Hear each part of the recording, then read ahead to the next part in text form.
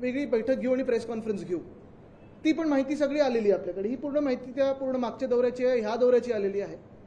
पण त्या मागच्या दौऱ्यामध्ये आपल्याला आठवत असेल 28 तासावर साधारणपणे 40 कोटी एवढा खर्च या घटनाबाह्य सरकारने केला होता डॅव्होसच्या दौऱ्यावर, एका दौऱ्यावर. सुमारे ह्याच तारखेला गेले होते, 15-16 तारखेला गेले होते, 17 तारखेला गेले होते, 18 तारखेला धावत परत आले होते. आणि मग योगायोगाने आज जो मी विषय काढलेला आहे, मागच्या 15 जानेवारी 2023ला आपल्याला आठवत असेल मी रस्त्याच्या घोटाळ्याबद्दल देखील याच दिवशी एक गौप्यस्फोट केला होता. तो घोटाळा लोकांसमोर आणला होता. जवळपास 1 वर्ष झालेलं आहे, बरोबर 1 वर्ष झाले खरं. दक्षिण मुंबईतले रस्ते अजूनही कुठेही सुरू झालेले नाहीयेत. इतर मुंबईतले जे रस्ते आहेत आपल्याला माहिती आहे, सर्वत्र जी काही हालत आहे आपण बघता सगळीकडून खोदून ठेवलेलं आहे. पण ते खोदणं हे रस्त्यांसाठी नाही तर वेगळ्या वेगळ्या कारणांसाठी, कुठे STP साठी असेल, स्टॉर्म वॉटर ड्रेनसाठी असेल, सिवेज लाईनसाठी असेल, तो देखील एक वेगळा विषय. पण आजचा जो विषय आहे तो फार महत्त्वाचा आहे आपल्या सर्वांसाठीच. कारण आज जे घटनाबाह्य मुख्यमंत्री पुन्हा एकदा डॅव्होसला चाललेले आहेत, त्यांच्यासोबत जवळपास 50 लोक, म्हणजे आधी 50 खोके आता 50 लोक, ही डॅव्होस दौऱ्याला ही सगळी मंडळी ही चाललेली आहे.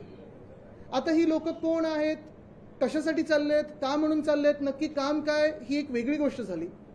पण धक्कादायक गोष्ट ही आहे, जी माहिती मला काल कळली, की जेव्हाही कुठच्याही अधिकृत दौऱ्यावर जायचं असतं, मग आपण मंत्री असाल, अधिकृतरित्या कुठच्याही डेलिगेशनमध्ये आमदार खासदार म्हणून जात असाल, सरकारला तुम्ही जेव्हा रिप्रेझेंट करता, किंवा मग मुख्यमंत्री म्हणून जाता, तेव्हा केंद्रीय MEA म्हणजे मिनिस्ट्री ऑफ एक्सटर्नल अफेअर्स, परराष्ट्र मंत्री ह्यांची तुम्हाला परवानगी लागते.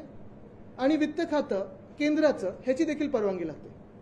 ह्याच्यात जेव्हा आम्ही गेलेलो डॅव्होसला असेल, COP26ला असेल, दोन्ही वेळा कुठेही अडचण नाही आली. आम्हाला जी काही आम्ही नावं दिलेली, जी काही पूर्ण यादी दिलेली भेटीगाठीची, ती आम्ही सगळी सबमिट केली होती. आणि 48 तासात दोन्ही खात्यांनी आम्हाला क्लिअरन्स दिला होता. परवानगी देतात, असं नाही की काही लपून ठेवायला लागतं.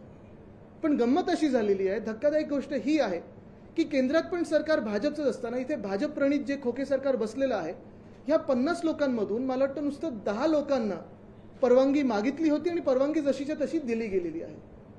मूळ प्रश्न हाच आहे की मग एवढे 50 लोक जर तुम्ही सोबत नेत असाल डेलिगेशन म्हणून, तर बाकीच्यांची परवानगी तुम्ही घेतली आहे की नाही घेतली आहे? ती परवानगी MEAला माहिती आहे का? मिनिस्ट्री ऑफ एक्सटर्नल अफेअर्सला माहिती आहे का? त्यांना जर माहिती असेल तर आनंद, त्यांनी परवानगी, पॉलिटिकल क्लिअरन्स लागतो तो दिला आहे की नाही, हा एक प्रश्न आहे. दुसरं म्हणजे फायनान्स मिनिस्ट्रीने दिला आहे की नाही. कारण यावेळी ठीक आहे, माझी भीती असल्यामुळे त्यांनी चार्टर प्लेन घेतलं नाहीये. माझी भीती असल्यामुळे मला वाटतं एक त्यांना इन्स्ट्रक्शन गेली की 20 कोटीच्या वर खर्च दाखवू नये, असं सगळं आहे. आता ते कसं त्याच्यात बसवणार आहेत ती वेगळी गोष्ट आहे. पण 50 लोक आणि 50 लोक कोण आहेत, तर ह्याच्यात आपण पाहिलं असेल मुख्यमंत्री आहेत, उद्योगमंत्री आहेत, एक खासदार आहेत. त्यांचं अजूनही तिकडचं काम काही स्पेसिफाय केलं नाहीये. त्या खासदारांचा खर्च कोण करणार आहे? राज्य सरकार करणार आहे की केंद्र सरकार करणार आहे की स्वतः करणार आहेत? एक माजी खासदार देखील चाललेत. म्हणजे मला वाटतं ऑफर अशी आहे हल्ली की मागच्या वेळी जेव्हा तुम्ही गद्दारी केली होती, तुम्हाला नुसतं इकडे सुरत बिरतला नेलं होतं. आता जर तुम्ही गद्दारी कराल तर तुम्हाला थेट डॅव्होसला देणार आहेत. लोकशाही मराठी ऐका, पहा, जागरूक रहा.